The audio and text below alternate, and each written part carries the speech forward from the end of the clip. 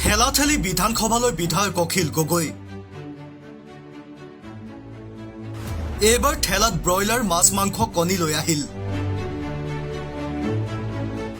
জয়ন্ত মল্ল বৰুৱা আৰু হাগ্ৰামে চলাই আছে সিন্ডিকেট।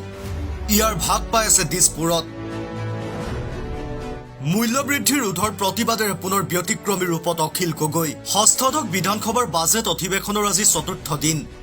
দৈনিক বিভিন্ন বিষয়ক লৈ শাসক গোষ্ঠীৰ বিৰুদ্ধে সদন চৌহদত প্ৰতিবাদ কৰি অহা অখিল গগৈক বৃহস্পতিবাৰ দিনটোতো ব্যতিক্ৰমী ৰূপত দেখা গ'ল। এখন ঠেলাগাড়ীত ব্ৰইলাৰ মাছ কণী লৈ সিন্ডিকেটৰ বিৰুদ্ধে সদন চৌহদত উত্তল প্ৰতিবাদ সাব্যস্ত কৰে বিধায়ক অখিল গগৈ আৰু মেহবুব মুক্তাৰে। মূলতঃ ৰাজ্যত চলা সিন্ডিকেটৰ বিৰুদ্ধে এনেদৰে প্ৰতিবাদ মুখৰ হয় অখিল গগৈ। আনহাতে বিধায়কজনৰ হাতত থকা প্লেগাৰ্ডত দেখা গৈছিল সিন্ডিকেট ৰাজৰ অৱসান ঘটাওক, মূল্যবৃদ্ধি ৰোধ কৰক শীৰ্ষক কেতবোৰ শ্লোগান। আনহাতে সংবাদ মাধ্যমৰ আগত প্ৰতিক্ৰিয়া ব্যক্ত কৰি অখিল গগৈয়ে কয়, সিন্ডিকেট বন্ধ নহলে অসমীয়া জাতি আৰু নাবাচে।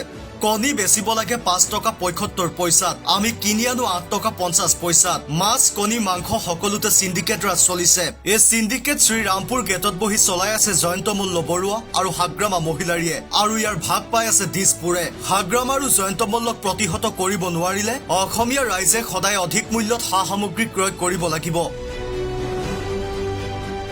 News desk report, news daily Assam digital.